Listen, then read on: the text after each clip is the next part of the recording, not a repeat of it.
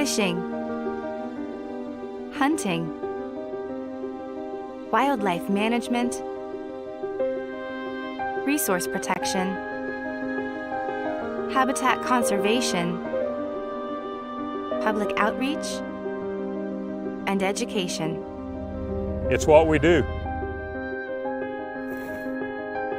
It's what we live for. Simply put, conserving wildlife literally means the wise use of wildlife. And that's at the root of everything we do.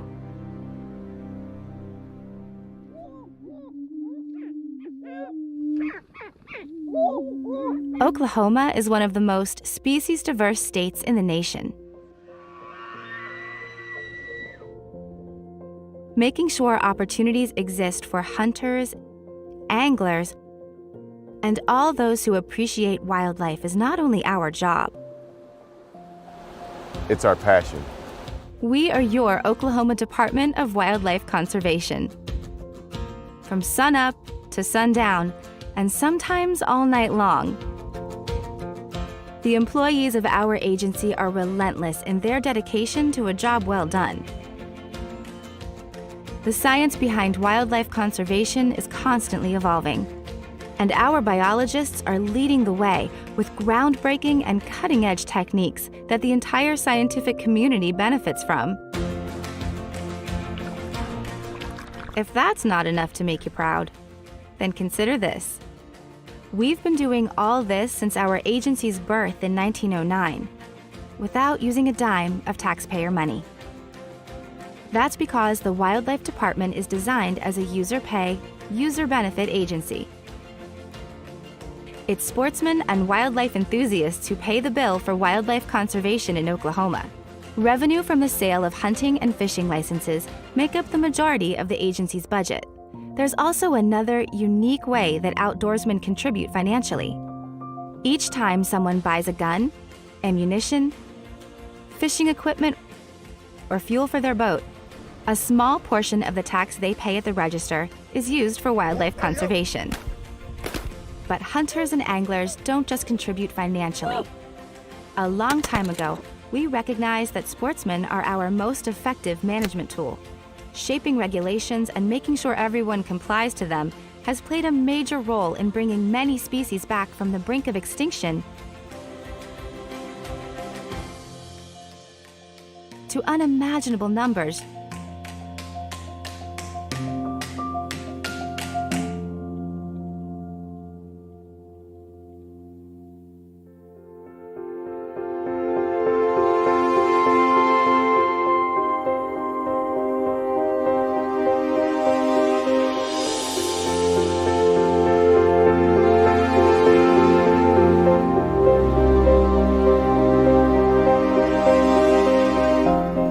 As much as the Oklahoma Department of Wildlife Conservation has accomplished, we are positive our agency's best days are yet to come. You can see it on our faces. You can feel it with your hands. And you can hear it on the landscape.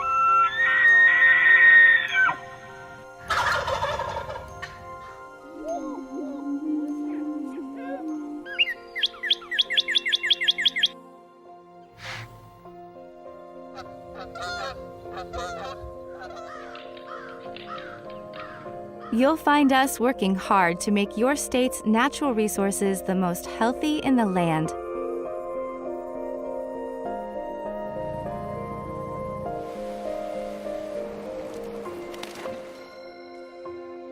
We are. We are. We are.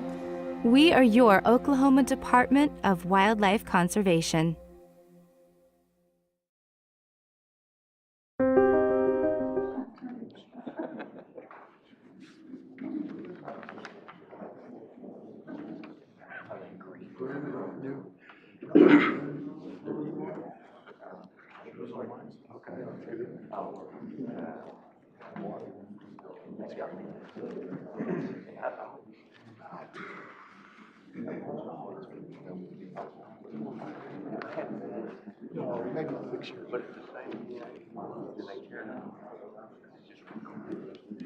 Me neither.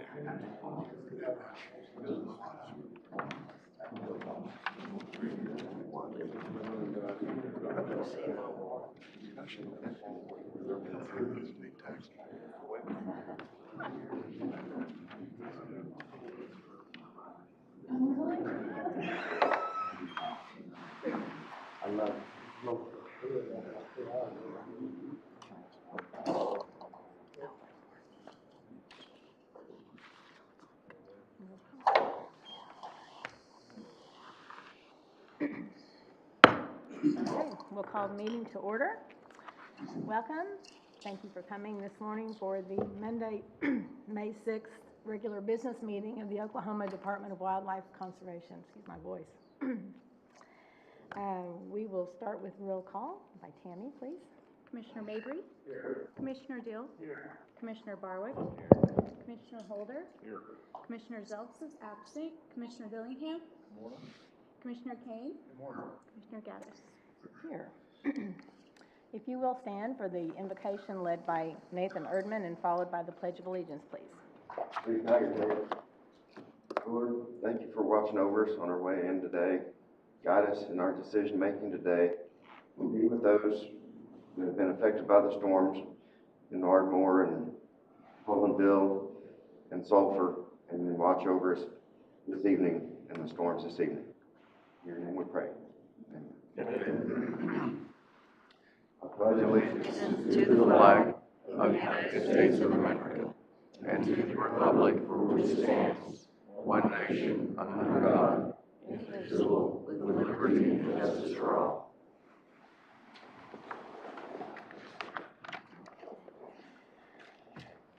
We will introduce our guests. We have Will Funk with Wild Care Oklahoma, Alejandra Brigida with the Attorney General's Office, Michelle McQueenie, okay. Alan Peoples with Oklahoma Prescribed Burning, Larry Gill, Clinton Wealth,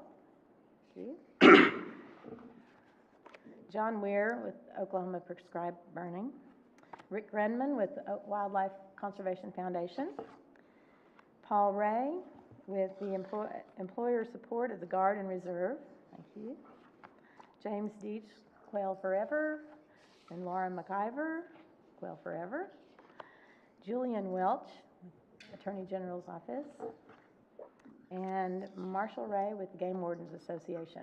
Welcome, and thank you all for being here. All right, we have some awards to present by, Director Free. Okay. Got 50 years worth of recognition here this morning. We're going to start off with Scott Cox. Scott Cox currently is a biologist in wildlife vision in the Northeast region on the Neosho WMA.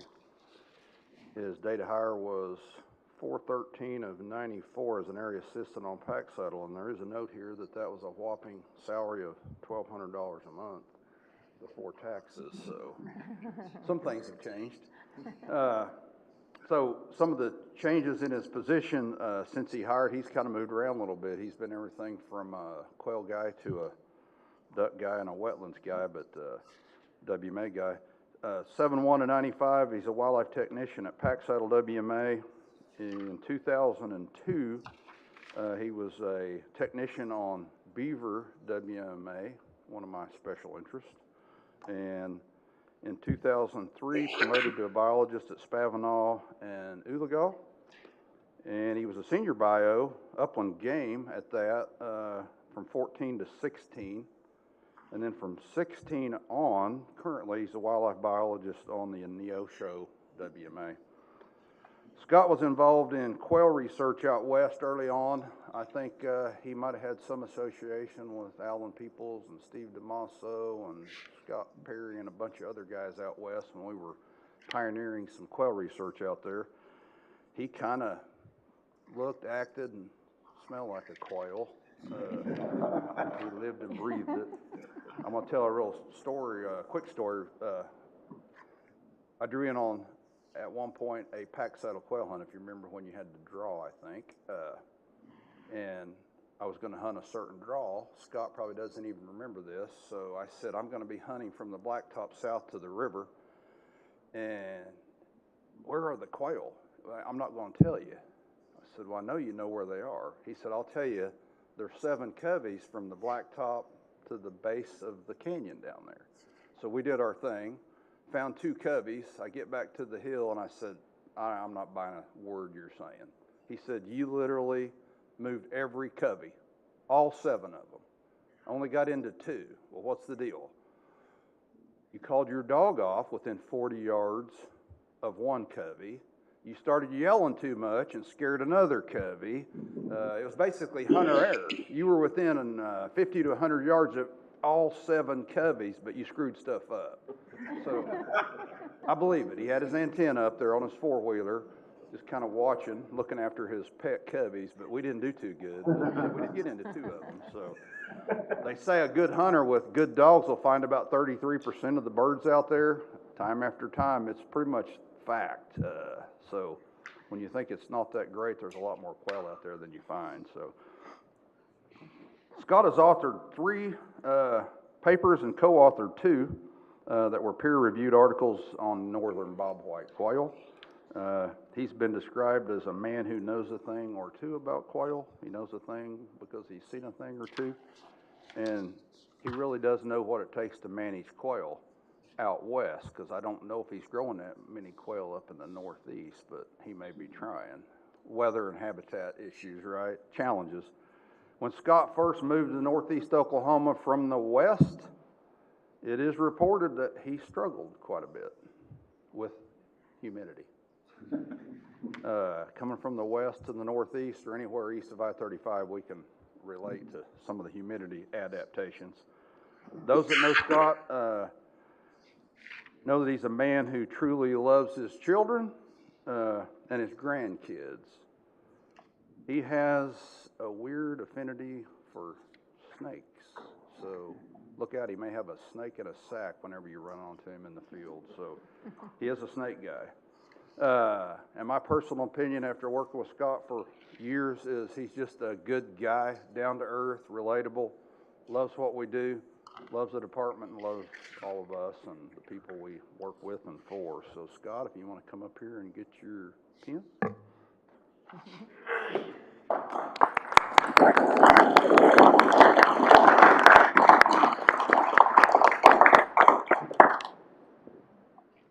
Congrats. Thank you, sir. You have the podium. Oh, I want to say a few things. yeah, don't have too much to say except that I've really enjoyed my time with the department. I have seen a lot of the country, growing up in Oklahoma most of my life, and then working out in western Oklahoma and Panhandle, and then Northeast, and then statewide work, and now up in the extreme Northeast. But I've seen a lot of faces come and go, but if you enjoy your work, time goes by pretty quick. And hopefully I'll have a couple more years to go, but we'll just see how it goes year to year. Thank you. Thank you.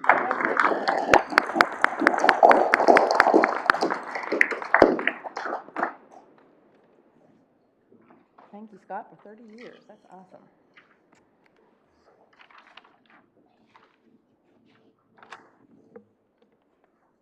And we have All right, the next one is a 30-year or a 20-year mark.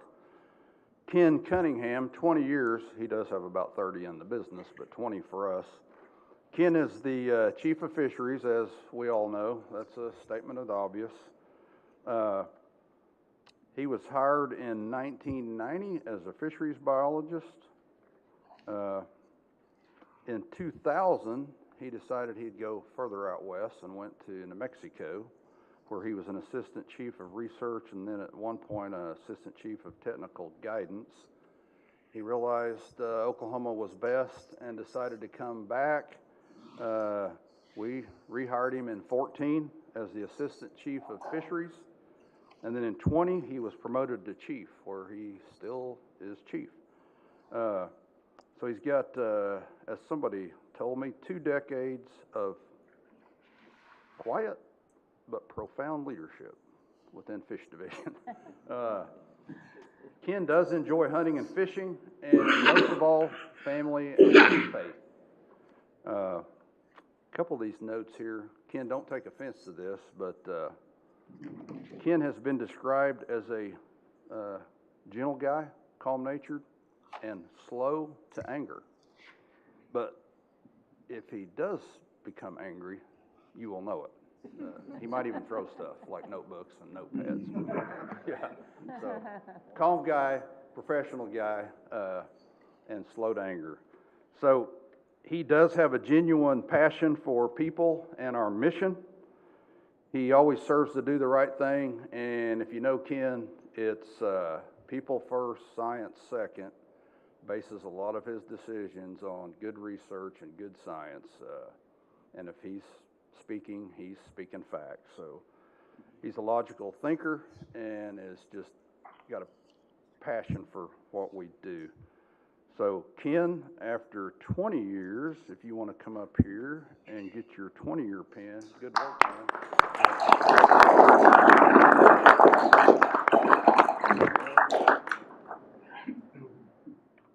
Have at it. Well, thank you. I appreciate it. Appreciate the recognition. I'm not going to talk a long time because I just don't like being in front of a podium. But 3 things I kind of came to mind as I was listening to Wade. One is people, and I think we've accomplished a lot of things in the last 10 years, but we couldn't do anything without the folks in the field, the women and men who work in the field, who sit behind a desk. They really make our jobs easier. They make us look good. My management style, I guess, is to provide all the resources I can for the field folks and then kind of get out of the way and let them do great things. And so I think all the other chiefs would agree that our bread and butter is our staff.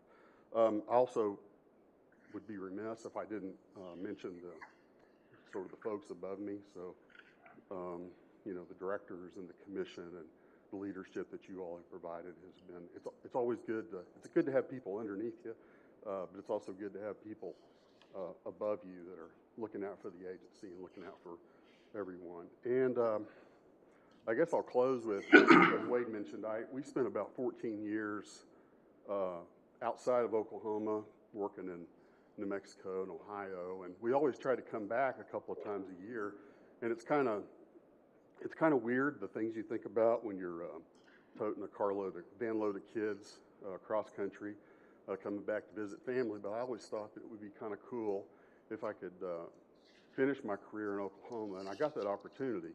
Something I really never thought I would get, but I did. It's something I take seriously. I'm passionate about it. I'm appreciative of it. It's something that I don't take for granted. And so I thank everyone for the opportunity to come back here and do great things for Oklahoma. So thanks. Thank you. Congratulations.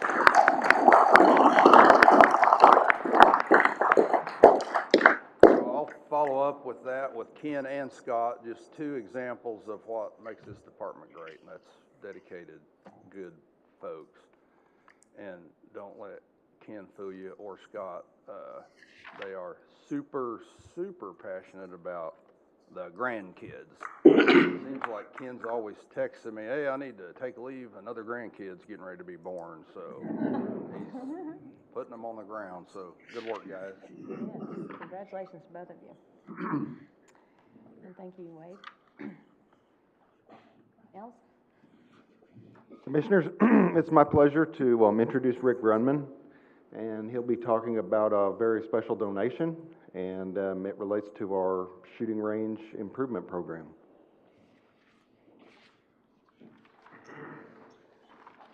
Thank you, Nels. Commissioners, Rick Grunman, Oklahoma Wildlife Conservation Foundation. I'm here to thank Terry and Marie McQueenie and their daughter Michelle for an extremely generous gift, which came about after Terry learned that he had a serious illness and a limited time before he goes home to his father. Roughly 3 weeks ago, Larry Gill, who's also with us this morning, who's a financial advisor to Mr. McQueenie, to Terry, reached out and wanted to identify ways that Larry could support his lifelong passions of quail hunting and shooting in Oklahoma. The foundation worked with department staff, and together we identified potential projects for Terry McQueenie and the family to review, to bring that passion to life. And after conversations with Tel Judkins, upland biologist Amanda Thomas, shooting range coordinator in the C&E department, Bill Dinkins, Director Free, Nels, and others, we brought forth a variety of ideas for them. And Terry and Marie and their daughter Michelle agreed to donate $80,000 to the foundation, and it will be eligible for a 9-to-1 match. So $800,000 for the Lexington WMA shooting range. They are covering the entire costs, which is an absolute blessing and will be a testament to that'll last longer than most of us in this room for current and future generations of Oklahoma.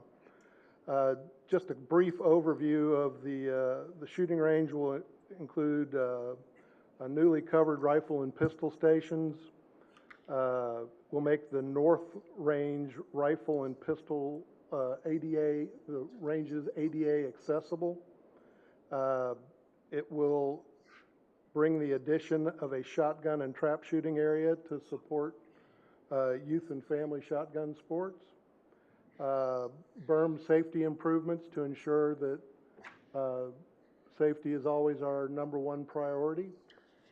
And if the engineers can find adequate space in the engineering and planning study, possibly an archery tower. Terry and Marie's daughter, Michelle McQueenie Gow, is here today, and I'd like to ask her to come up and say a few brief words about her dad who couldn't join us here today.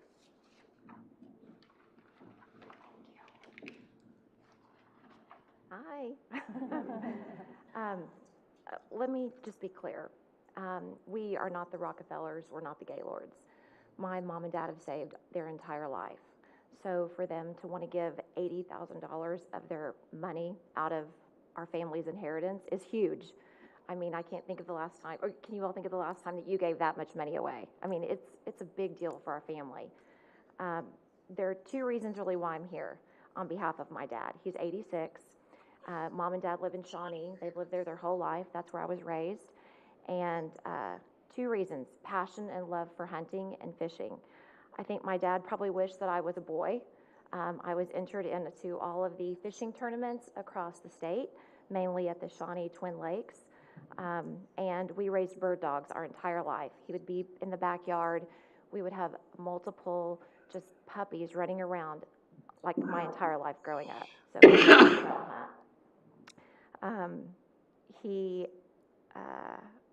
he always said that he had a passion for the outdoors. So if you couldn't find my dad inside the house, which was pretty rare, he was always outside.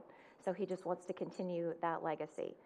The second reason that we're here is because of Larry Gill. He is my dad's financial advisor, and he brought to my dad this opportunity to give some money, and with the 9-to-1 matching funds.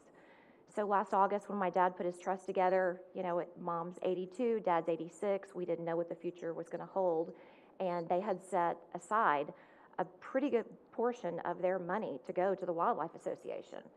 And, as a daughter, I'm like, Dad, you want to give all this money to a bunch of bird people? I mean, do you really want to do that? And he was like, well, no, I want to give it to the Catholic Society, to the Archdiocese, and, and then I want to donate over here, and then there's a little bit, for you and your kids. Okay, that sounds great, Dad. But then 8 weeks ago, we got some terrible news. Dad had been in some pain. He'd been losing some weight since Christmas, and finally I urged him to go into the ER, and we found the grapefruit-sized tumor in his colon with metastatic colorectal cancer. And so the last 8 weeks have really had him kind of re-examine where those funds are going. And instead of me donating this whenever he passes, he really wanted to do it while he was still here. So that's the reason that I'm here today on his behalf. He's using a walker now, which we didn't even have 2 months ago. He's lost about 47 pounds since the beginning of the year. So we've definitely seen his health decline. And how this comes full circle is I've been a drug rep for the last 25 years, and I sell cancer drugs, immunotherapy. And it was just by a long shot that in colorectal cancer, only about 5% are something called MSI high. So out of 100 colorectal patients, only 5 of them are going to have this certain mutation. And if you have it and you respond to therapy, it is like game over, almost like you could really expect like a complete response. That is MSI high. He had his first infusion last week of the drug that I sell. So I just want you to know that on his behalf of our family and his love for being a hunter and a fisherman his entire life, we appreciate you all allowing us to donate. And the last thing he wanted to say is he really wanted to emphasize to all of the hunters out there, if they would just give $1,000 and then they would get that matched, then it would be $10,000 for the Wildlife Commission and Society. Thank you.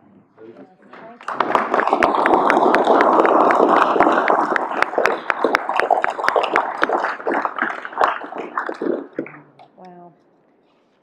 Thank you so much. What a legacy, and so much appreciated. Wow. Yeah, our thoughts and prayers are with your folks, and thank you so very much for this incredibly generous gift.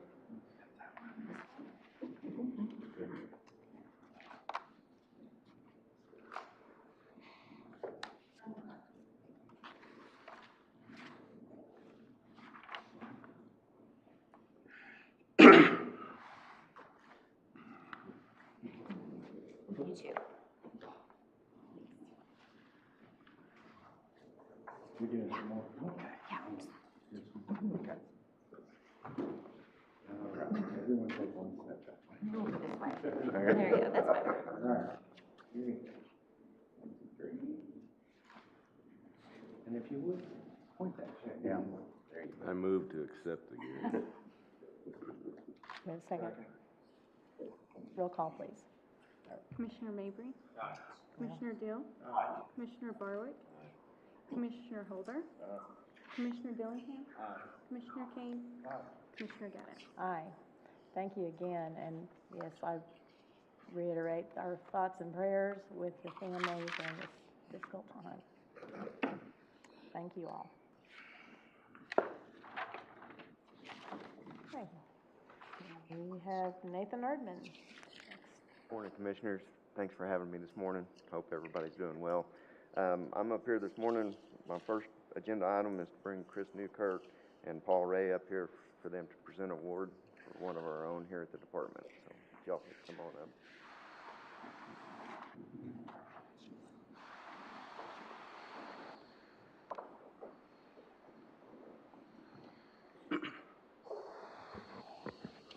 My name is Paul Ray. I'm with the Department of Defense, Employer Support of the Guard and Reserve, and I promise to be short.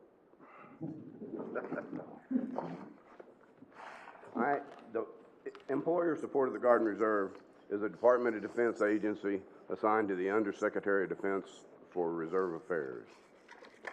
Our mission in life is to enhance the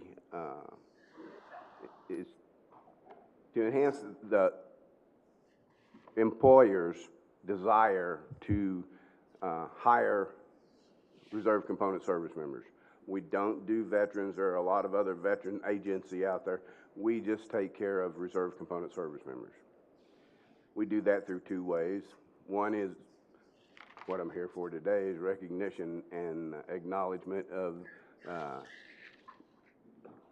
superior support for the reserve component service members. I'm here to present a Patriotic Employer Award to Lieutenant Colonel Wade Farrar. There are approximately 13,000 Reserve Component Service members in the state of Oklahoma. And the only way you can receive an award, the only way an employer can receive an award from the Department of Defense is to be nominated by a Reserve Component Service member employee. Reserve Component Service members are notoriously slack in doing that. Of the 13,000 Reserve Component Service members in the state of Oklahoma, ESGR recognizes about 100 a year. We yell at the service members about that, but it just goes to show that for a service member, for a Reserve Component Service member to recognize, to acknowledge the support, the patriotism, and the sacrifice that their employer makes is exceptional, and that employer has to be exceptional. The employers of Reserve Component Service members don't really usually grasp how important they are. The Reserve components make up about 48% of the military force of the United States. The Reserve components could not do what they do without the support of their service members. Reserve Component Service members could not do what they do without the support of employers. The Department of Defense Employer Support of the Guard and Reserve motto is "We all serve," and the Secretary of Defense would like to thank Lieutenant Colonel Farrar for his service, and he is a veteran. We'd like to thank you for your service, for your sacrifice, for your dedication, and for your support. I have a few little trinkets.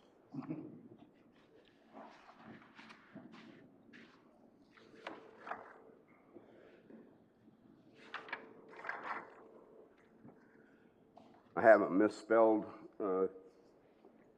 certificate of appreciation.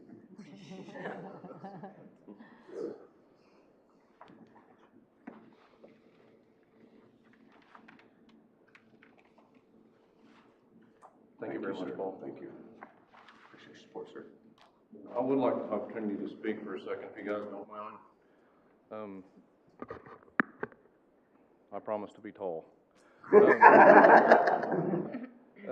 This award means quite a bit to me. I was in the Air Force Reserves from '98 to '06 as a medic.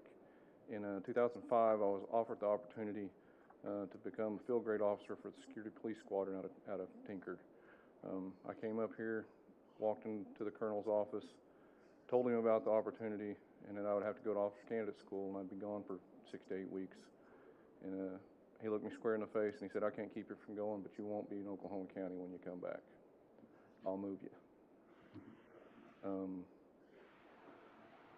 So without his blessing, I didn't take that lieutenant position, and I swore when I walked out of here, when I'm in that position up there, I will make sure that does not happen again. So I've made sure that all of our people are taken care of whenever they need to go on deployments, when they go on their 2-week duty assignments. Top priority of mine. So thank you very much.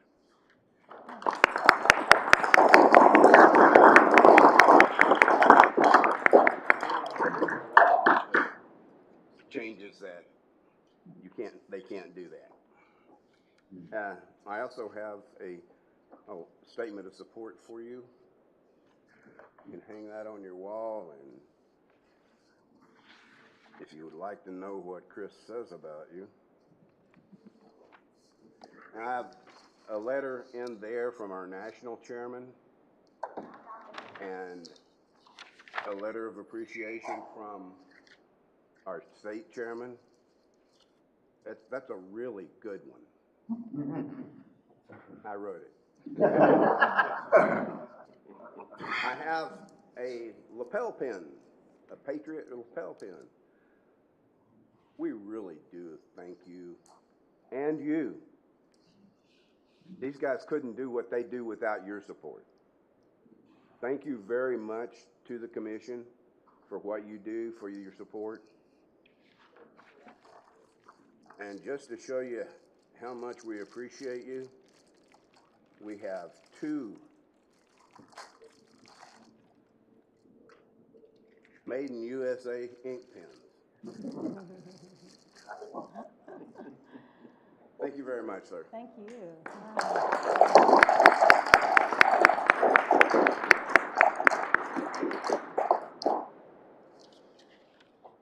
Hey, you want to do it? Okay. Hey, guys. Step this way. There you go. One, two, three. One more.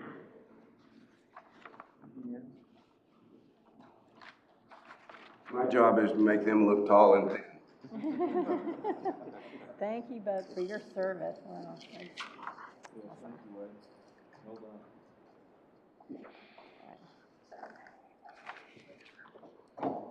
Nathan, you're still up. Okay. Get it back down to normal height here. Our next agenda item is, I'd like to bring Marshall Ray. He's the president of the Game Warden Association up here. He's a 20-year game warden, been in Grant County his whole entire career. And for the last year, he's been the president of the association.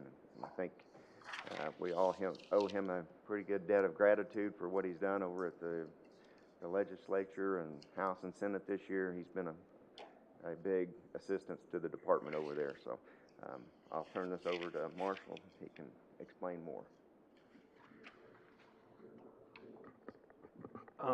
I'm just here on behalf of the association today to present a check to the agency for the upcoming Wildlife Department Youth Camp. The youth camp started in 1998. It was originally a game warden youth camp.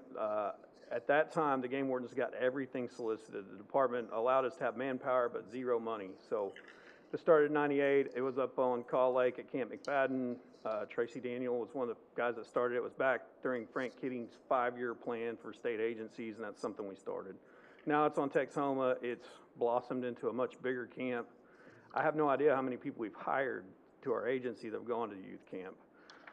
The association's role in that is to give them some money that they can use for prizes for the campers and things like that you obviously couldn't use state funds on. So on behalf of the Game Warden Association, I'm just here to present a $3,500 check for the upcoming Department Youth Camp.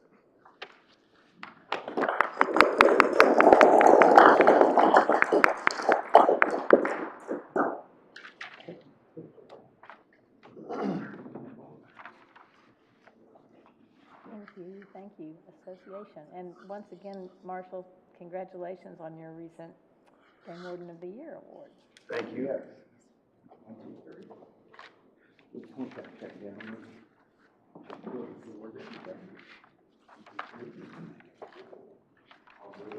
Approve the $3,500 donation. Roll call, please. Commissioner Mabry? Commissioner Dill? Commissioner Barwick? Commissioner Holder? Commissioner Dillingham? Aye. Commissioner Kane? Commissioner Gaddis? Aye. Thank you all again. Marshall, now that the legislative session's just about over, we're looking forward to having you back in Grant County. My girls. Yeah, I bet they are. Seriously, thanks for all you do. We appreciate you. All right, Bill Dinkins? Thank you, Chairwoman Gaddis. Good morning, Commissioners. Today, John Ware's here with us to talk about our agreement with the Oklahoma Prescribed Burn Association. Real briefly on his way up, you know, prescribed fire is one of our greatest tools we use. Long-lasting impacts, but if used incorrectly, can be quite dangerous. So we burned almost 86,000 acres this past year on our wildlife management areas on 44 different WMAs. So it is a very important tool to us. We have cooperative agreement with Oklahoma Prescribed Burn Association. We've supported them since 2010, I believe. And John's going to talk about some of the accomplishments that they've been able to do on a little broader scale on the landscape level. John?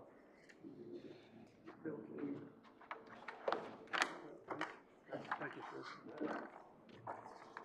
Thank you for the opportunity to speak. Those again, my name is John Weir. I'm an extension specialist with Oklahoma State University, and I'm also the president of the board for the Oklahoma Prescribed Burn Association.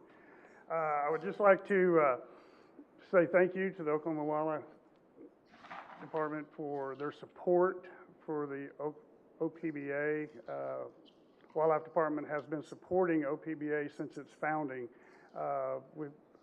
Wildlife Department has a charter member that helped start OPBA back in 2010 when we were first formed, and still has a board member present. Southeast Private Lands biologist Lee Lowe is current board member that represents ODWC on that. Since 2010, we had 14 burn associations in the state when we started. We currently now have 26 burn associations around the state that also cover 42 counties here in the state. We are a 501c3. We get all of our funding from grants or donations that we receive, and so again, that is one reason why our partnerships are important. We have a lot of partnerships with a lot of different conservation organizations here in the state. ODWC is one of those. And again, the amount that we get, we appreciate it very much, and all that support. And what you can see is what we've accomplished, or what the landowners throughout the state have accomplished. So again, if you're not familiar with the Prescribed Burn Association, it is where a group of landowners in a specific area get together, pool their resources, pool their equipment, and help each other burn, kind of like a branding or a barn raising, the way it should be, neighbors helping neighbors and what to do it. And getting those landowners the capacity to do that is what's the most important part of it.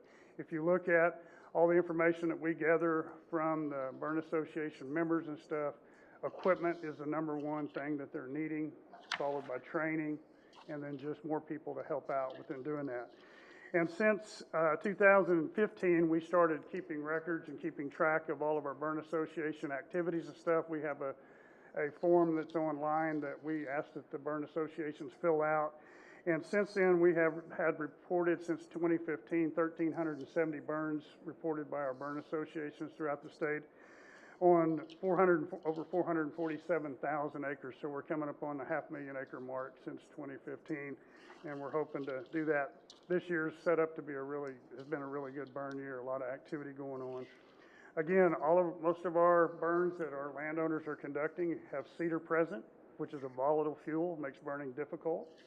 But again, if you look at our safety record, it's exemplary on that and what we can do, and that's what spot fires and escape fires. A spot fire is any fire that gets outside the burn unit, but they're able to put it out with equipment and people that are present. An escape fire is any fire that leaves the burn unit, but they have to call for assistance to do that. And if you'll look and see, spot fire rate's about 16% since 2015, and our escape fire rate's about 3%. If you look on the back, there's some graphs that show that.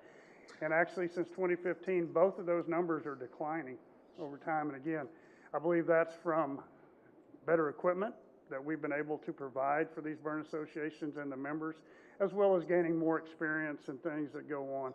And so that's a big part of it, doing that, especially having good, proper working equipment makes a lot of difference for that. And so again, that's a big part. Again, very few smoke issues, no lawsuits. Fire's not the big bad wolf that everybody thinks it is. It's not a wildfire. We're out setting prescribed burns and doing that. And probably one of the biggest things is our number of people present, averaging about 10 people for every burn within that. And the big number is, so that means since 2015, there's been 13,999 people assist with burn association burns in the state of Oklahoma, which is a big part of that. And again, on that handout on the back, you can see our acres burned by year since 2015, the number of burns that are being conducted. And you can definitely see a big up and down on the number of acres. And that's just from what everybody reports. That's all weather variable. You can see the dry years, we don't get as many acres burned. the wet years, when we got adequate soil moisture, fuel moisture and stuff, people are more active in their burning within that. Escapes. Burn activity by month, again, we've got people that are starting to burn year-round, which is great. Doing that, because again, it spreads that burn season out, allowing people to burn more and get more activity done. And also, finally, you can see that growing season burns have becoming way more popular. Growing season burns are a lot safer. They have a lot more benefit to a lot of wildlife and even livestock production and stuff that people are burning for. And we're running up to almost 20–25% of all the burns being reported are growing season type burns. So, with that, I would appreciate y'all's support in the past. Look forward to continued support, continued partnership in the future to help burn associations and promote habitat, wildlife, and the private landowners of this state. We thank you for that. Appreciate it. Thank you. Thank you.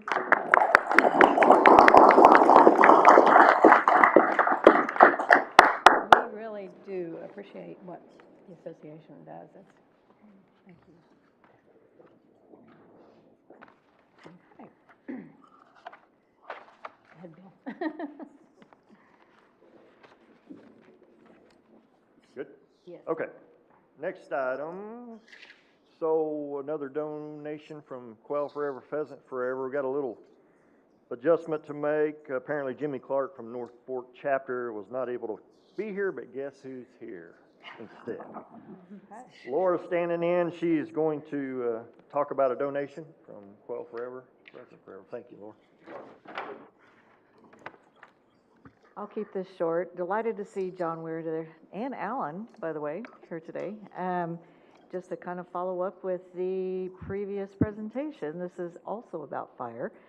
So our Western WMAs have happened or knew about or have now decided that they have to have them, which I'm totally on board with.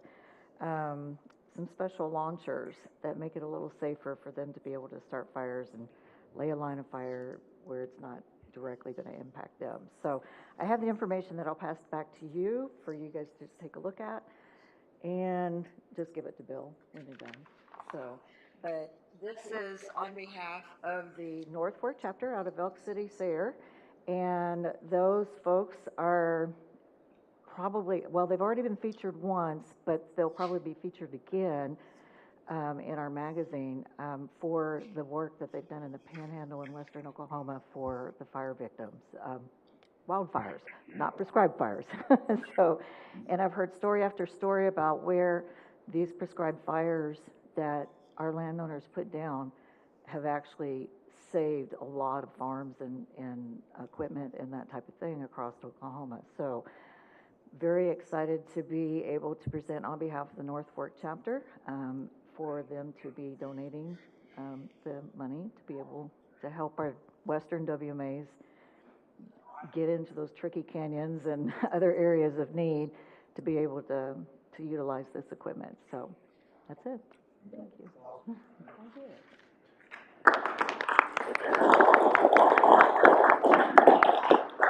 I move to approve, and I'd like to ask John, has your insurance rates gone up that Alan's more actively involved in the prescribed burning? Gone down, actually. Thank you. Vote on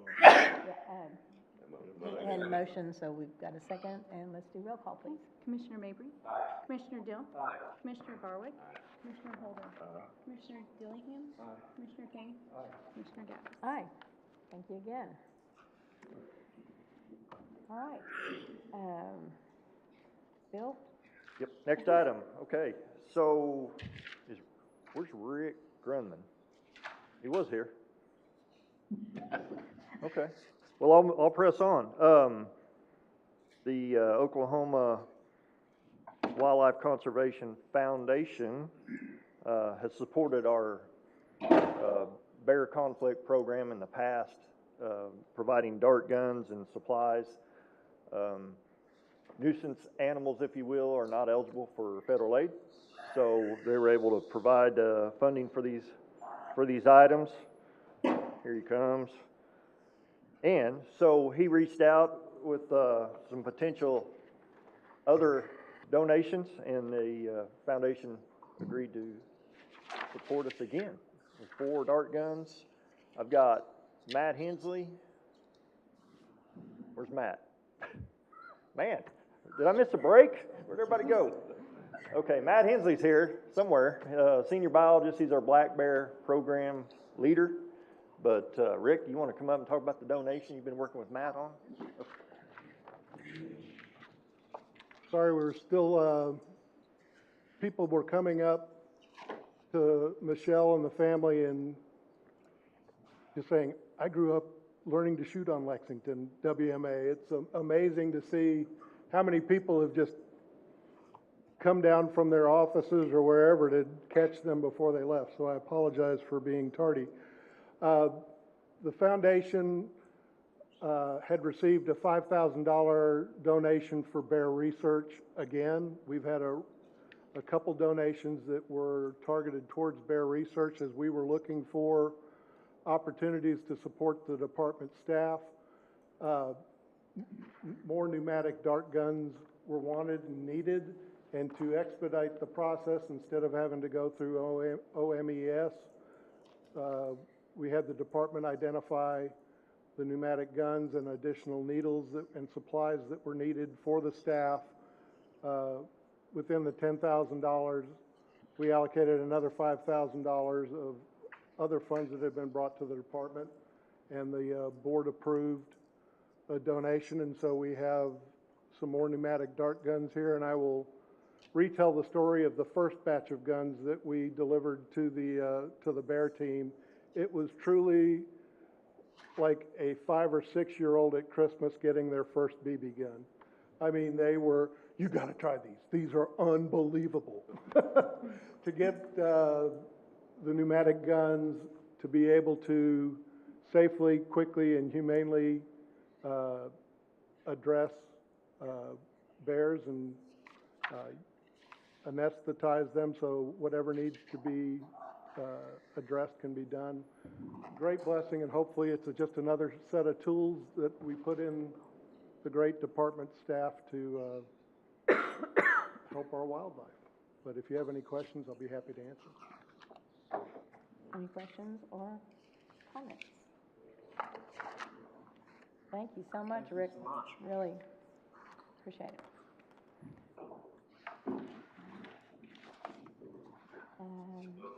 I guess we do need to approve that donation, so.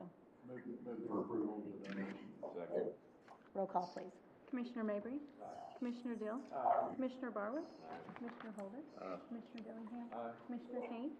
Commissioner Gaddis? All right, thank you again. All right, Director Free, we have a Okay, report. I'm going to fly through this, given the length of this agenda. First thing I'll cover is calendar items. So May 22nd, we've got the C&E Roadshow in Clinton. It starts, I think, at 9 o'clock. What is the C&E Roadshow? That is where C&E puts on a roadshow, and literally on the road, all things C&E, which quickly becomes really all things ODWC. So that's open to all divisions, employees, and you all. So if you want to learn about C&E, what they've got their hands in, what they're doing, get a great overview of the department in general. That C&E Roadshow, based on the number of people that we have sign up, whether we have the thing or not, is May 22nd. June 3rd through 7th is the Waffle Summer Meeting. I know a couple of you are planning on attending that. We do have a conflict because June 3rd is also our commission meeting where we will be talking budgets. We did have a legislative fish fry where we served almost 400 plates at the Capitol, so it was well attended, and some of you all were there. So great turnout, great representation, and participation. One thing that all department folks are dialed in on right now is grinding on the budget. It's that time of year where it's just the necessary, sometimes it feels like evil, but we're working on that. So that's kind of our focus right now. On agency updates, I will fly through this one. First of all, you should have the shooting range guide in your packet, as well as some update on some controlled hunt stuff. We're like on a record pace for controlled hunt applicants. Might add that The foundation did donate $10,000 to participate and engage us in a controlled elk hunt, which is already like made 10 times what the investment was. So we're on record pace for the number of applicants, and then our raffle hunts are doing great, including Commissioner Holder's son donated a turkey hunt. That thing's generated, I think, about $6,000 so far, so we're into it, so appreciate that. We're all about partnerships and donors, so without both, we don't have much, so thank you for that. I'll start out with accounting, federal aid, license, HR, and property are dialed in and busy, keeping our lights on, keeping our finances going in the right direction, and literally keeping our trucks on the road. Human resources, we've got 36 open positions right now, lots of new hires, promotions, and transfers. Won't get into the weeds on licensing, but you could expect we've kind of had a run on non-resident licenses, lifetime licenses, deer licenses, so those are all up. I'll touch a little bit on some of the divisional stuff. Fisheries, they did have a Blue River Appreciation Lunch, lots of meetings with Corps of Engineers, Fish and Wildlife Service, other state agencies. We received 2.3 million walleye and saugeye eggs from Colorado. Eggs have been incubated and hatched. I think we've got a new program where we can go get eggs in other states of different species and really reduce manpower investment and cost versus doing it ourselves with netting and whatever. Working on ponds and fish hatcheries, working a lot of tournaments, had folks working some bow fishing tournaments, a lot of trout things going on, from stocking to sampling to growing the trout out. A&S folks are busy. Lots of habitat work on our lakes, a lot of repairs and renovations. Jet beaver is a big one you hear a lot about. We're still working with that jet beaver renovation. A lot of assistance to other divisions and a lot of boating access going on. In C&E division, some of the highlights, conducted the Shooting Sports North and South Region shoots at El Reno. That was all hands on deck, all divisions, all folks, quite a team effort there. Again, C&E folks are working on the roadshow plans, lots of meetings, working with contractors on shooting ranges, particularly Atoka at this point. Working on the website with changes in legislation and licensing comes changes internally with websites and within license section on how does that all change as a result of the Oklahoma License Modernization Act. Folks are dialed in on regulation, review, and edit. When you pick that thing up in the fall, it's all sweet and nice and easy to read, but man, there's a lot of work goes into hunting and fishing regulations, particularly the details, or our goal is to like minimize errors. It's hard to have a document that is that involved and get it right. So it takes a lot of people to get it right, and we do most of the time. In Wildlife Division, the Waffle Western States Wild Turkey Technical Working Group meeting will be May 6th through 9. They're doing lots of goose calls, a lot of nuisance stuff, lots of NUCO stuff. There may be a commissioner or two that's even been involved in some NUCO stuff. Coordination with Tar Creek trustee, a lot of university research funding projects going on. Gobble counts, some of those are going well. A lot of turkeys aren't gobbling anymore. If you're lucky, they stopped. Grazing on WMAs, a lot of grazing leases. We heard about fire. If you got fire and you don't have cows, you're not managing for quail. If you're only burning with no cows to follow it up, you end up with something thicker than you had when you started. So, yes, we do grazing leases on our WMAs. First priority is habitat management. It does generate a little money, but priority number one is you got to have cows to manage for grassland birds. A lot of maintenance going on, a lot of herbicide work. Growing season burn prep, fur bear roadside counts, budget prep, on and on. In law, lots of great cases, turkey cases, lots of cases where people kill their turkey and then they buy their tag after the fact. that doesn't work very well. Work gigging tournaments. This was interesting to me. We had one warden that actually started a prairie chicken count up in the Northeast, so that's pretty cool to come up with a new prairie chicken survey, monitoring prairie chickens. Lots of fishing activities, training events. We had some folks, we were almost in a panic. I was kind of like, can it be that big a deal? There was going to be a big eclipse rush to southeast Oklahoma, and it was going to overwhelm and overload us, and it was going to be like mass chaos, but I think it went well. Wasn't as bad as we thought it was going to be, but we did have 250 people around Red Slough, so not quite as many as we have duck hunters, but there were a few. So a lot of outreach meetings within the division, defensive tactics trainings. We had the new wards at the Game Warden Training Academy. We had gunshot victims. When you get those emails late at night, had a gunshot victim on Blue River, you're like, oh no, it's never good, but it's a little different when you find out it was accidental discharge. A lot of wardens were involved in and are involved in the training. Lots of good cases, even deer cases. So a couple that just seemed kind of like entertaining, and Law is going to get the, I can't believe this really happened award this month, but lots of guys killing turkeys. One was killing turkeys over a feeder. So you shoot your turkey at the feeder, not legal, right? It's got to be 100 yards from a feeder. But you shoot your buddy 49 yards from the feeder. So not good. And I'll end with the can't believe this really happens award that goes to Law. So we had a game warden show up at a house fire in Cleveland County. He had to enter the house several times through the smoke to check on the owner that was fighting the fire in the bedroom with a garden hose. And the wife had started the fire while she was trying to kill a tick on the bed with a blowtorch. So you get all kinds. Wow. So the day in the life at the Wildlife Department.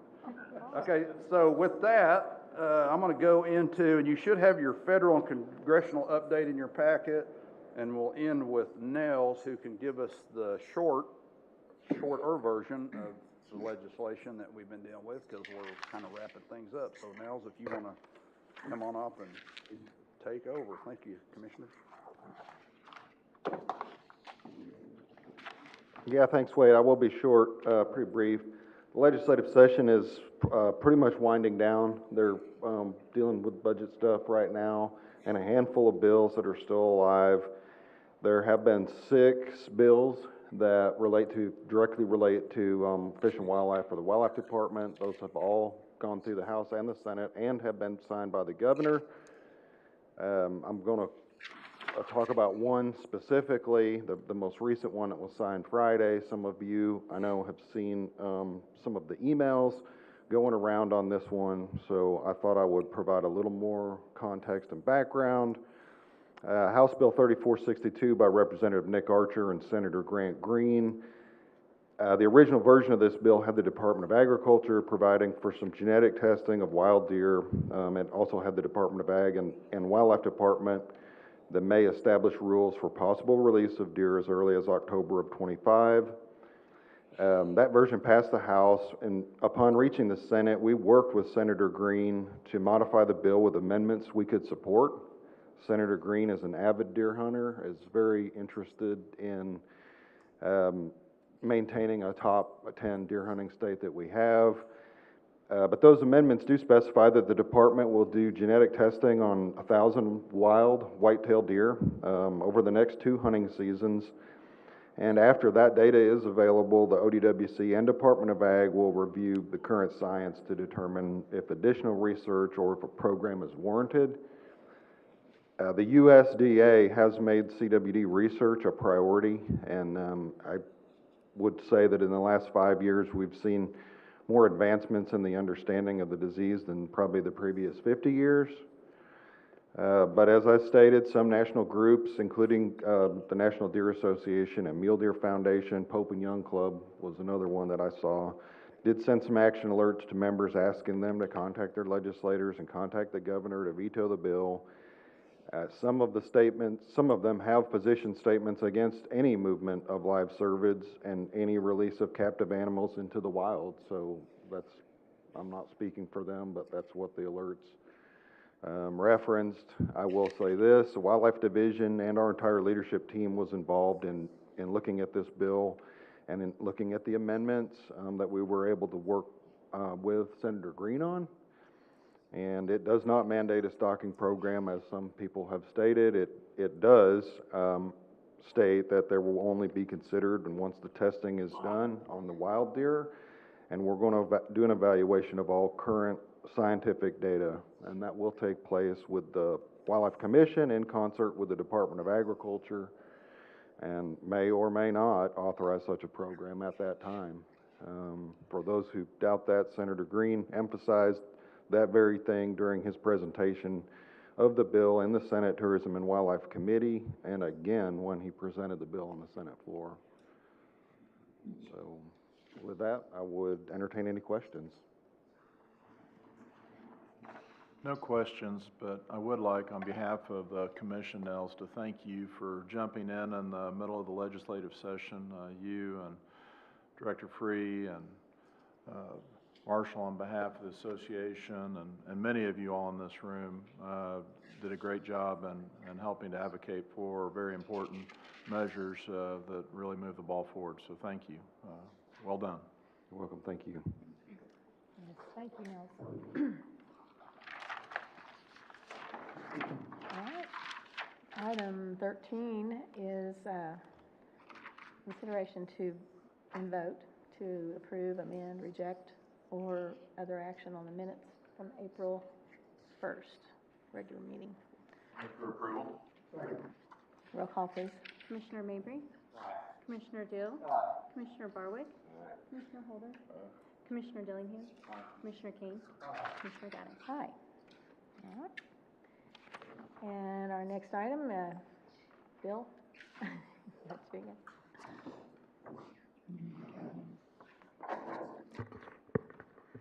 Alrighty, so Paxton, if you want to work your way up here. Paxton Smith's our wetland migratory bird biologist, going to talk to us about our proposed resolution. We'll steal a little bit of his thunder. The good news is we're still in the liberal package, 6-bird bag, but he can tell you the details on the process, and then we'll talk about the recommendation for your consideration. Thank you for having me, Commission. Let's see. Oklahoma is a member of the Central Flyway. I'm a member of the Central Flyway Technical Committee, webless and migratory birds, or webless and waterfowl. Our technical committee works with population ecologists and other scientists at USGS and some joint ventures to develop models to simulate harvest. These models are what we use to develop harvest strategies. The harvest strategies will then be voted on by our Central Flyway Council. My direct supervisor, Jerry, is on the Central Flyway Council, so they approve those harvest strategies. These harvest management strategies are posted in the Federal Register that kind of gives our season frameworks. These are the outside dates, so that'll set a beginning and an end, and then we can make our season however many days they allocate us to within those outside dates.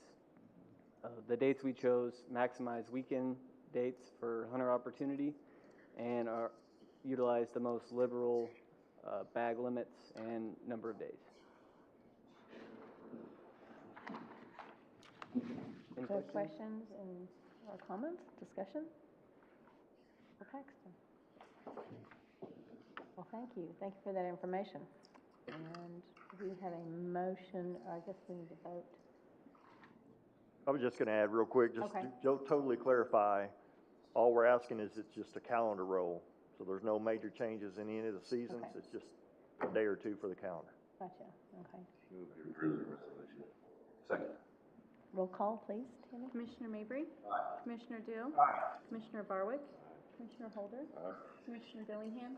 Commissioner Kane? Commissioner Gaddis? Aye. Thank you again. All right, Bill, once again. Next one is our antlerless resolution that we bring to you every year. Dallas Barber, if you want to make your way up here. Dallas Barber's our big game biologist, as y'all are aware. The resolution in front of you is dealing with the antlerless days, and I may steal some of his thunder, but as y'all recall, back in 2021, we brought to you some changes in bag limits and days for the holiday antler season, which you approved. It's working quite well. We've gone from 37% antlerless deer in the harvest up to 45% since those changes. Dallas is going to present the resolution and talk about some of the good news, good things happening. Yeah, good to talk to you guys again. Just another basic deal where we're just kind of rolling calendar days here for this resolution. There's no real changes to antlerless season lengths, anything like that. So we're just continuing the good fight to have our hunters hopefully harvest some more antlerless deer. Like Bill said, things have been going really well as far as that goes. Once we did make some of those changes to rifle season, as you remember, a lot of those zones, we bumped those limits up just a little bit on antlerless deer. After making an increase to holiday antlerless season bag limits, it went from 1 across most of the state to 2 across most of the state in combination of zones there. So just calendar roll, everything's going really well. Proud of our hunters. So if you guys have any questions, I'd love to field them. Any questions? All right, thank you guys very much. Thank you, Dallas, appreciate it. You move for approval. Second. Roll call, please. Commissioner Mabry? Commissioner Dill? Commissioner Barwick? Commissioner Holder? Commissioner Dillingham? Commissioner Kane? Commissioner Gaddis? Aye. Thank you again. Lindsay? Good morning, Chairwoman Gaddis, Commissioners. I'm here to present the March 31st, 2024 financial statements. We'll start with the combined balance sheet of all fund types, total liabilities and fund balance. We are at $526,076,308 compared to last year at $483,837,747. Then we'll move on to the combined balance sheet for our trust funds as of March 31st. Our expendable trust is at $42,943,840. The non-expendable portion is $105,241,398. The pension trust, which is the DB plan, is $139,167,391. And the defined contribution plan is now at $8,701,750. Total for all trust funds is $296,054,379. Next, we'll move to the revenue, combined statement of revenue, expenditures, and changes in fund balance. Our balance ending total is $67,098,170, which is an increase of 30.18% over last year. Next, we'll move on to the trust fund balances as of March 31st, 2024 is $253,110,539. And lastly, we've got a wildlife contribution here for your consideration. Thank you. Thank you, Lindsay. Do we have any questions for Lindsay or discussion? All right, do we have a motion to, okay. Do we have a motion to approve it? Motion to approve the financials. Second. And roll call, please. Commissioner Mabry? Commissioner Dill? Commissioner Barwick? Commissioner Holder? Commissioner Dillingham? Commissioner Kane? Commissioner Gaddis? Aye. Thank you again, Lindsay. Do we need a motion for approval of the donation? Which donation are you referring to? Oh, Actually, that was the approval. that was approval of the, financials. Financials. Right. You're talking about the ones, okay. Okay. I think that does include that. Want to make sure we're straight. All right, and number 18. We don't want to turn down money. Yes, no, it's not doing that. Item number 18, I understand we are planning to table that until next month, so stay tuned on that. And item 19, do we have a motion for, well, I'll give an update on 19. what's that? On 19. Oh, okay, yeah. I'm pleased to announce the officers of the Oklahoma Wildlife Conservation Foundation for fiscal year 2025. Reagan Siegfried is president, Ethan House is vice president, Richard Hatcher, secretary treasurer, and as required by the foundation's bylaws, the commission must vote on and approve the slate of director candidates elected by the foundation's board on April 1st. The candidates are Richard Hatcher, Barry Bolton, our own Lee Gaddis, and Reagan Siegfried.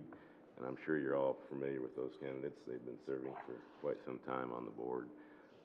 Therefore, I make a motion to approve those 4 candidates to continue to serve as directors on the foundation. Second. Any discussion or, okay, roll call, please. Commissioner Mabry? Aye. Commissioner Dill? Aye. Commissioner Barwick? Aye. Commissioner Holder? Aye. Commissioner Dillingham? Aye. Commissioner Kane? Aye. Commissioner Gaddis? Aye. Thank you. And some other foundation news. Rick Grenman has announced his retirement effective June 30th. We appreciate his many years of service for the foundation and wish him well.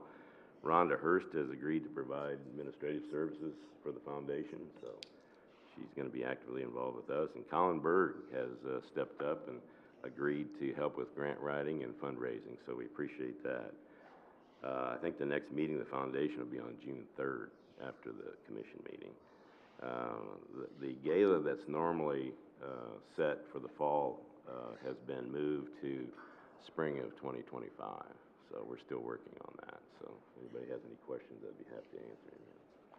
Yeah, good information. Thank you. Okay. And we have number 19. Move to enter into executive session. Second. Second? Anywhere? Oh, you got it? Okay, roll call, please. Commissioner Mabry? Aye. Commissioner Dill? Aye. Commissioner Barwick? Aye. Commissioner Holder? Aye. Commissioner Dillingham? Aye. Commissioner Kane? Aye. Commissioner Gaddis? Aye. We will resume. Over the years, my truck has made some cameo appearances on Outdoor Oklahoma, but I've never taken the time to really show you exactly how I've kind of personalized this to my own needs. So come take a look.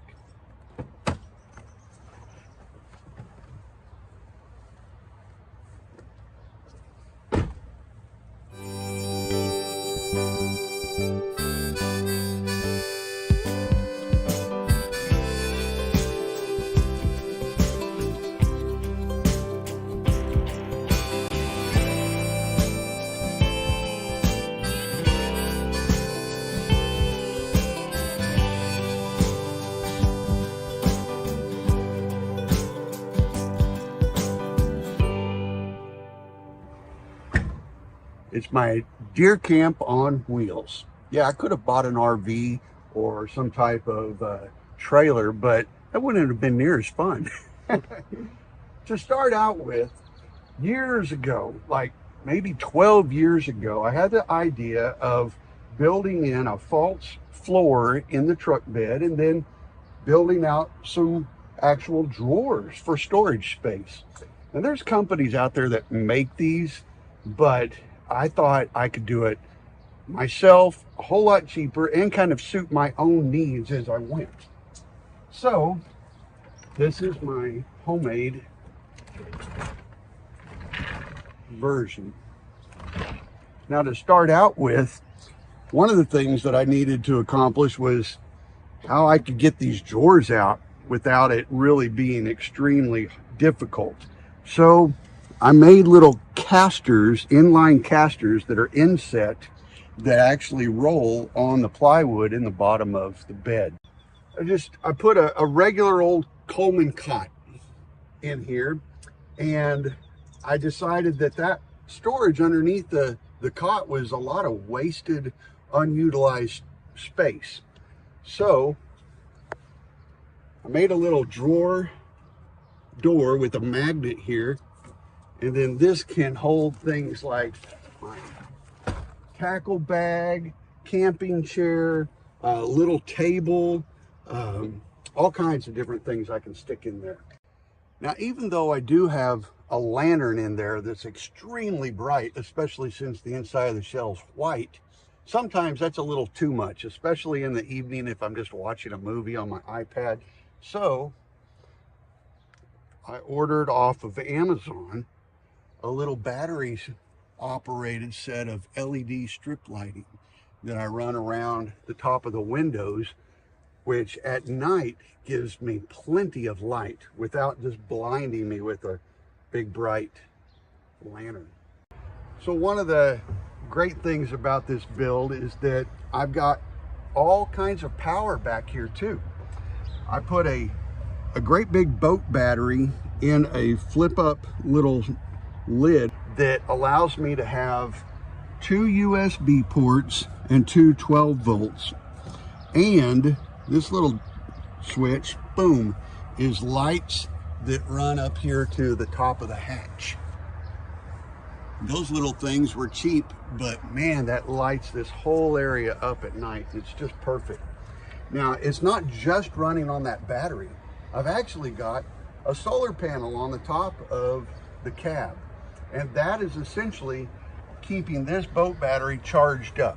The solar panel keeps the battery charged. The battery provides me all this power back here. This is another one of my favorite parts of this whole system.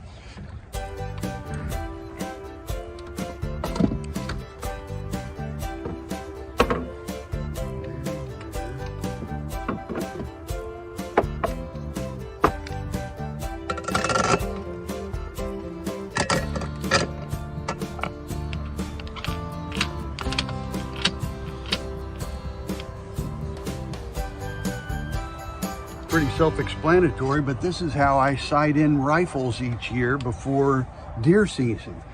I've got my own built-in bench rest. Remember your safety, and don't put your finger on the trigger till you're ready to fire. Anytime.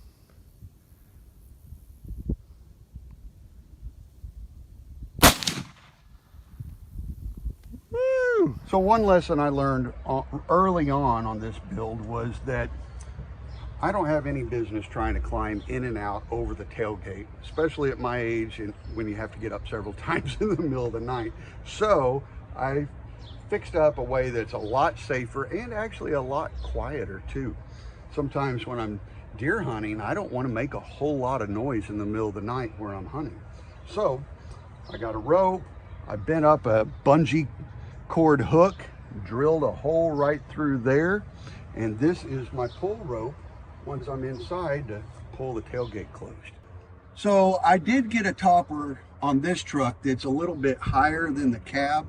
The last truck that I had this built in was, the shell was as high as the cab, which really didn't give me much headroom at all. So I upgraded to a little bit higher of a cap, and I can even sit on a little seat here now pretty comfortably. Now, one of my bigger problems is being able to reach stuff when I'm in here without it being a whole lot of effort. So my buddy and I made a little type of adaptive tool that I can use, that I can reach things with it from in here, that I can literally even turn on my lantern. I could even, when it's time for house shoes, I've got those with a string on them. I can move my house shoe around to me, or reach clothes underneath here in the shelf. But it makes everything accessible from sitting in one spot, so I'm not constantly moving around in here trying to reach stuff or get to things.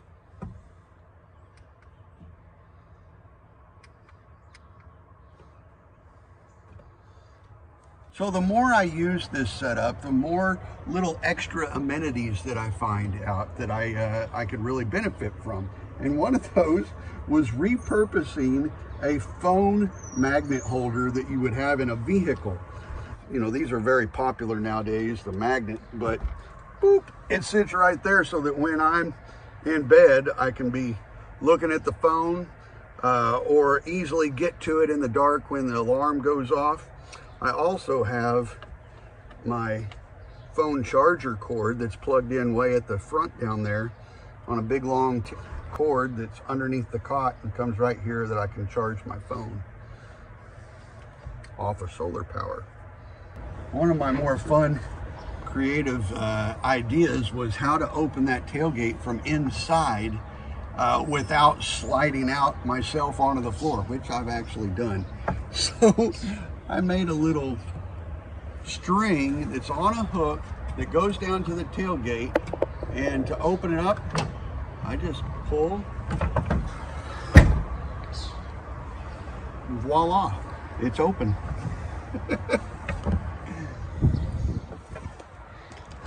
So this may be more elaborate than what you would ever need, or you might even think of your own additional things that you could do to a truck camping bed. But this thing saves me a lot of time.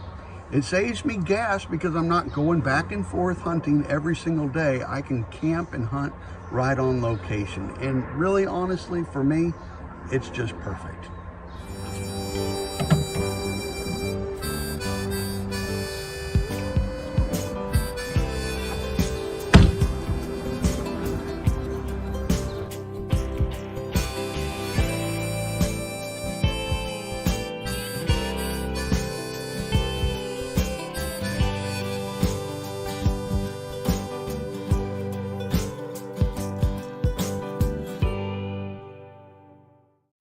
Over the years, my truck has made some cameo appearances on Outdoor Oklahoma, but I've never taken the time to really show you exactly how I've kind of personalized this to my own needs. So come take a look.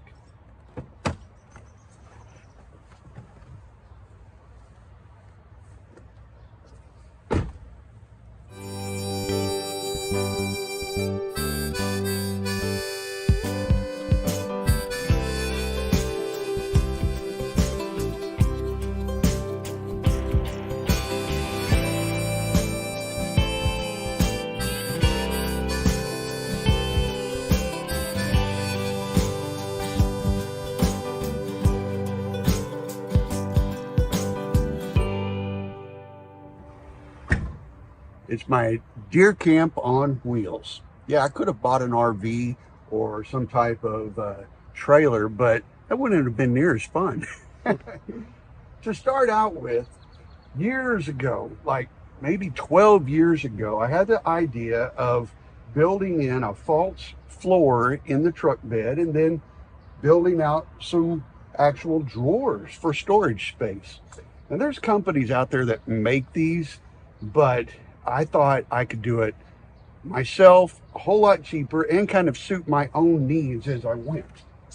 So this is my homemade version. Now, to start out with, one of the things that I needed to accomplish was how I could get these drawers out without it really being extremely difficult. So I made little casters, inline casters that are inset that actually roll on the plywood in the bottom of the bed. I put a regular old Coleman cot in here, and I decided that storage underneath the cot was a lot of wasted, unutilized space. So I made a little drawer door with a magnet here, and then this can hold things like my tackle bag, camping chair, little table, all kinds of different things I can stick in there. Now, even though I do have a lantern in there that's extremely bright, especially since the inside of the shell's white, sometimes that's a little too much, especially in the evening if I'm just watching a movie on my iPad. So I ordered off of Amazon a little battery operated set of LED strip lighting that I run around the top of the windows which at night gives me plenty of light without just blinding me with a big bright lantern. So one of the great things about this build is that I've got all kinds of power back here too. I put a great big boat battery in a flip up little lid that allows me to have 2 USB ports and 2 12 volts. And this little switch, boom, is lights that run up here to the top of the hatch. Those little things were cheap, but man, that lights this whole area up at night. It's just perfect. Now, it's not just running on that battery. I've actually got a solar panel on the top of the cab, and that is essentially keeping this boat battery charged up. The solar panel keeps the battery charged. The battery provides me all this power back here. This is another one of my favorite parts of this whole system.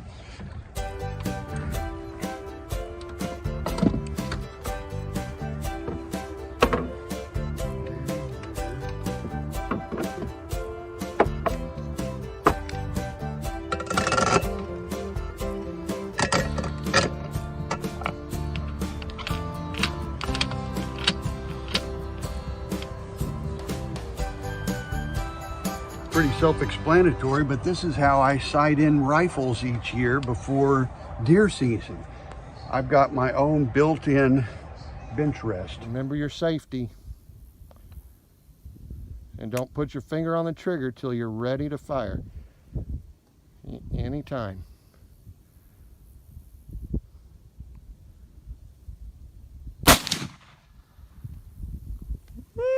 So one lesson I learned early on this build was that I don't have any business trying to climb in and out over the tailgate, especially at my age and when you have to get up several times in the middle of the night.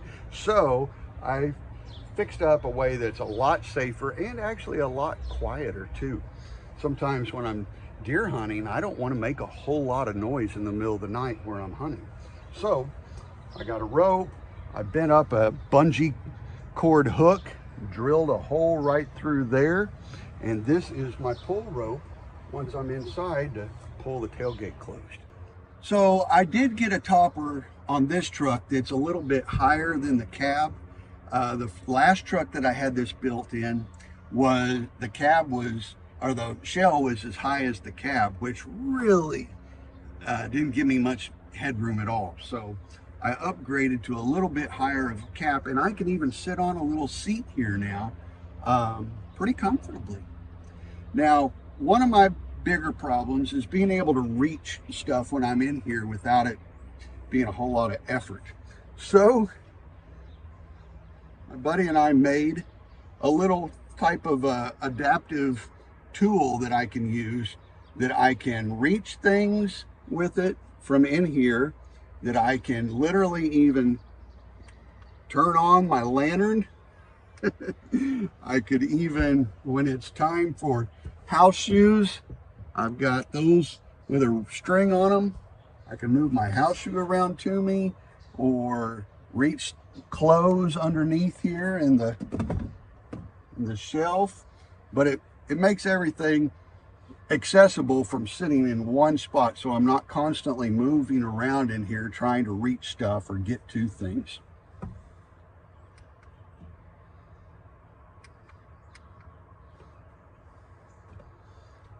So the more I use this setup, the more little extra amenities that I find out that I could really benefit from. And one of those was repurposing a phone magnet holder that you would have in a vehicle.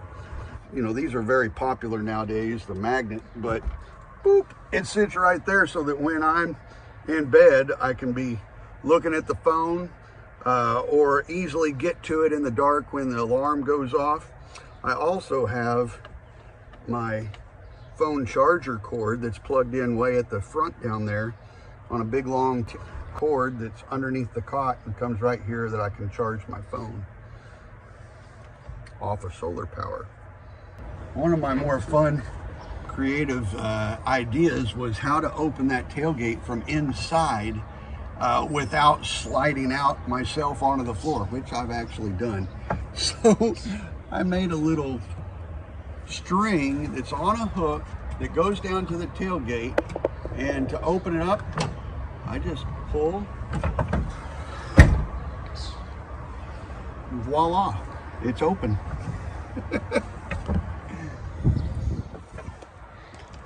So this may be more elaborate than what you would ever need, or you might even think of your own additional things that you could do to a truck camping bed. But this thing saves me a lot of time. It saves me gas because I'm not going back and forth hunting every single day. I can camp and hunt right on location. And really, honestly, for me, it's just perfect.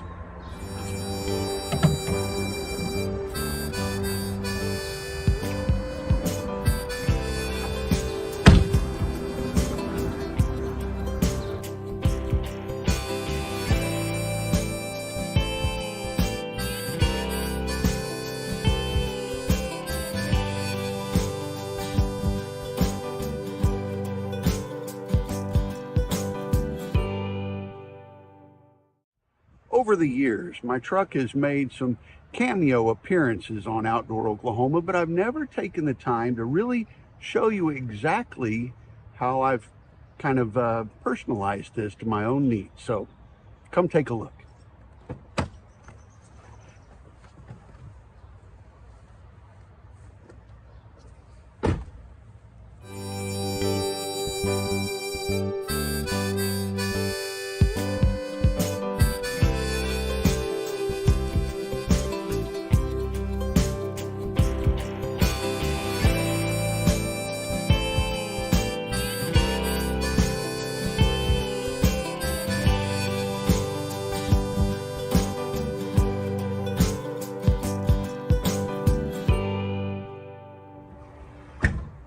It's my deer camp on wheels. Yeah, I could have bought an RV or some type of trailer, but that wouldn't have been near as fun.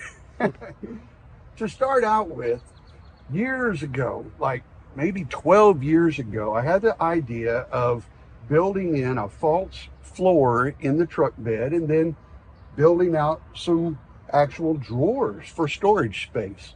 And there's companies out there that make these, but I thought I could do it myself a whole lot cheaper and kind of suit my own needs as I went. So this is my homemade version. Now, to start out with, one of the things that I needed to accomplish was how I could get these drawers out without it really being extremely difficult. So I made little casters, inline casters that are inset that actually roll on the plywood in the bottom of the bed. I put a regular old Coleman cot in here, and I decided that storage underneath the cot was a lot of wasted, unutilized space. So I made a little drawer door with a magnet here. And then this can hold things like my tackle bag, camping chair, little table, all kinds of different things I can stick in there. Now, even though I do have a lantern in there that's extremely bright, especially since the inside of the shell's white, sometimes that's a little too much, especially in the evening if I'm just watching a movie on my iPad. So I ordered off of Amazon a little battery operated set of LED strip lighting that I run around the top of the windows, which at night gives me plenty of light without just blinding me with a big bright lantern. So one of the great things about this build is that I've got all kinds of power back here too. I put a great big boat battery in a flip up little lid that allows me to have 2 USB ports and 2 12 volts. And this little switch, boom, is lights that run up here to the top of the hatch. Those little things were cheap, but man, that lights this whole area up at night. It's just perfect. Now, it's not just running on that battery. I've actually got a solar panel on the top of the cab, and that is essentially keeping this boat battery charged up. The solar panel keeps the battery charged. The battery provides me all this power back here. This is another one of my favorite parts of this whole system.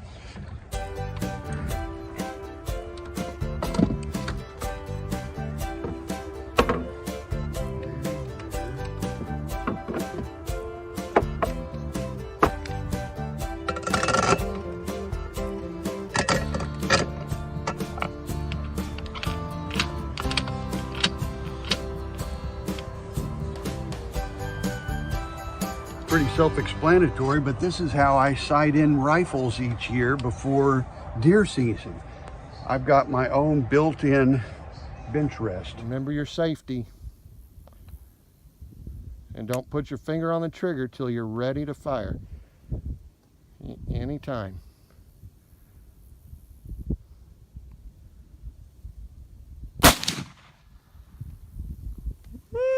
So one lesson I learned early on this build was that I don't have any business trying to climb in and out over the tailgate, especially at my age and when you have to get up several times in the middle of the night. So I fixed up a way that's a lot safer and actually a lot quieter too. Sometimes when I'm deer hunting, I don't want to make a whole lot of noise in the middle of the night where I'm hunting. So I got a rope, I bent up a bungee cord hook, drilled a hole right through there, and this is my pull rope once I'm inside to pull the tailgate closed. So I did get a topper on this truck that's a little bit higher than the cab.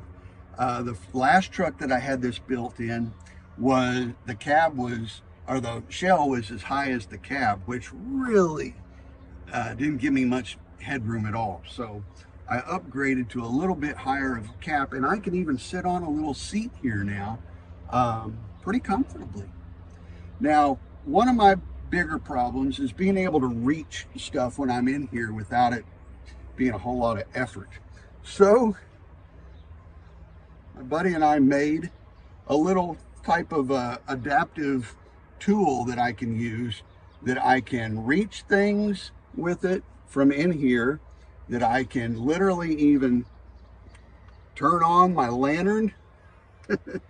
I could even, when it's time for house shoes, I've got those with a string on them. I can move my house shoe around to me, or reach clothes underneath here in the shelf. But it makes everything accessible from sitting in one spot, so I'm not constantly moving around in here trying to reach stuff or get to things.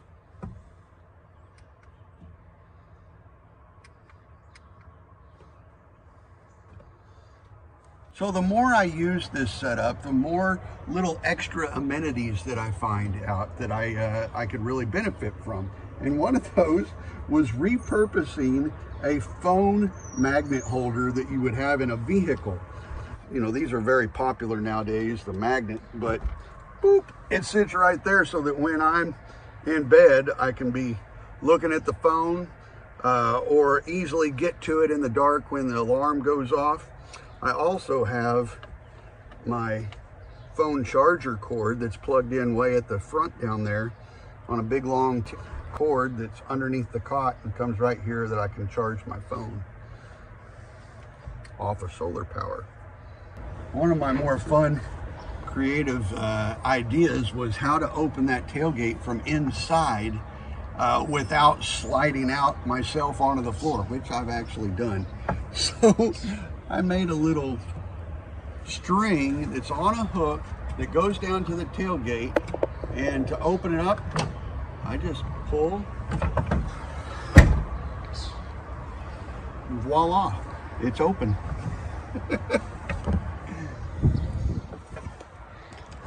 So this may be more elaborate than what you would ever need, or you might even think of your own additional things that you could do to a truck camping bed. But this thing saves me a lot of time.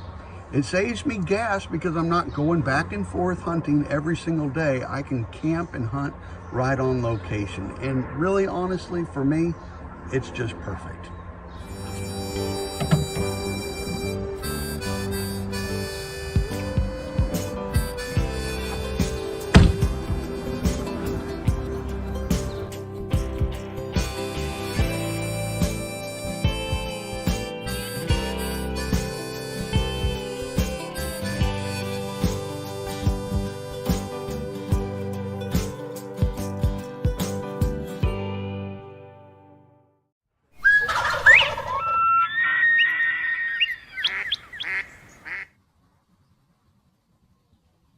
And then if I'm going to use something that I actually have to rig, it's going to be weightless and weedless on a 3/0, 4/0, or 5/0 hook that looks just like this. I like owner hooks. They're a thick wire, they really sharp point, but Gamakatsu, Eagle. Well, hello and welcome to Outdoor Oklahoma. I'm Todd Craighead. For several decades, the Wildlife Department has hosted fishing clinics all across the state. But as our world has changed around us, we in turn have had to learn to adapt and grow in response. So a new era of additional fishing clinics are now offered virtually. They're still conducted live by our fishing coordinator, but we're able now to reach a whole new audience. These Ask an Angler virtual fishing courses are not intended to replace the traditional in-person clinics like at a city park pond, but it offers us an opportunity to go more in depth with certain subjects. So if you're wanting to get, say, into the weeds, well, things like pre-spawn bass tips, or maybe winter pond fishing techniques, or crappie fishing tips, these virtual classes are perfect. You can either watch them live or find them on our Outdoor Oklahoma YouTube channel. A wildlife department that adapts its ways of communication to help make you the most educated and effective sportsman you can be. Just another reason to love Oklahoma and the adventures that await you.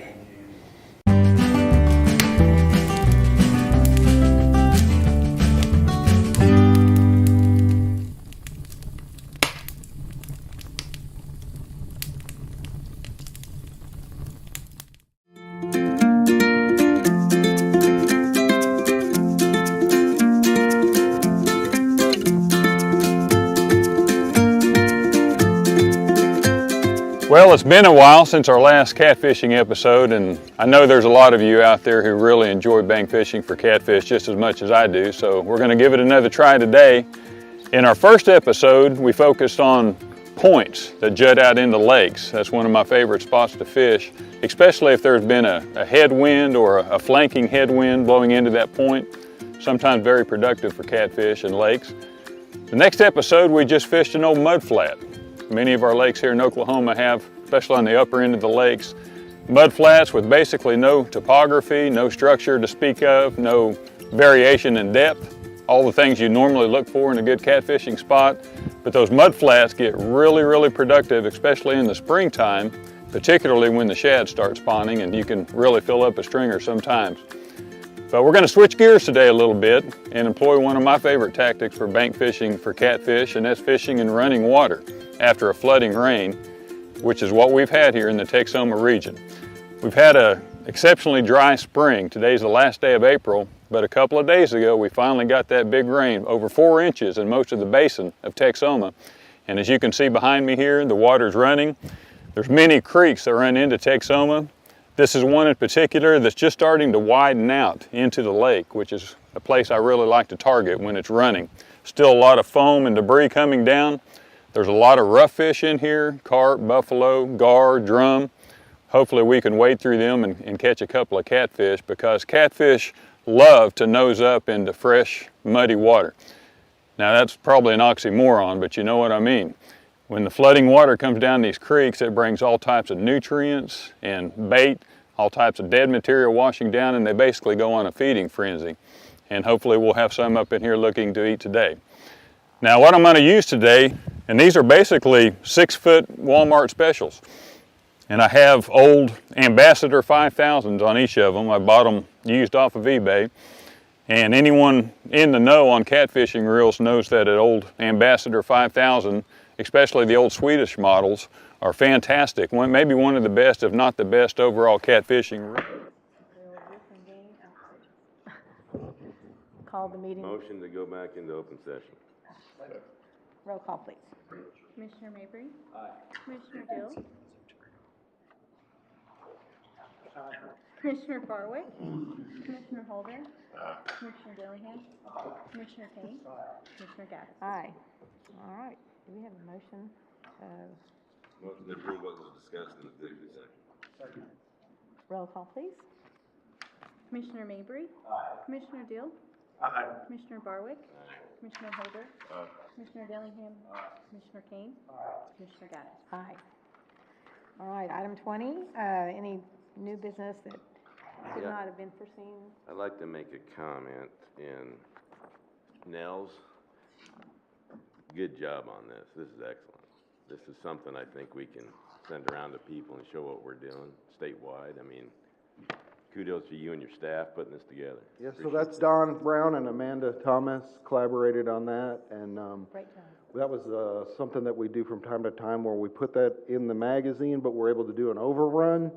And then part of the thought process there is we can share some of those with field staff, and also some of the locations like Atwoods has a pretty robust firearms shooting section, and that some are very close to some of our ranges, so we would, Colin actually worked out an arrangement where they could put some of those out.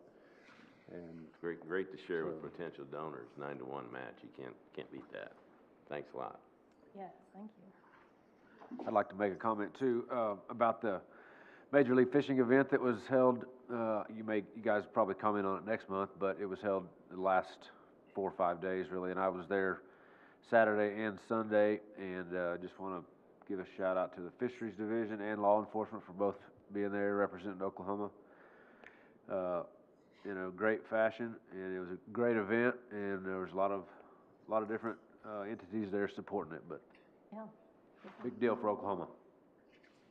And speaking of fishing, just a little mention of the District 4 legislative fishing outing that we had on Saturday. It was a great day. The weather turned out really good, surprisingly, and had a few legislators and commissioners and some District 4 staff wardens were very helpful in getting it done. Marshall was there. It was a good time was had by all. Thank you. Any other business or unforeseen in 24 hours prior to the meeting? Everybody be rooting on our Archer team. They're headed to Louisville to do the repeat this year, so keep an eye out for them. I think wraps up on Saturday, I believe. Good deal, yeah. All right, and our June meeting will be on June 3rd at this location, unless changes happen between now and then. So we'll see you then, and thank you all again. Meeting adjourned.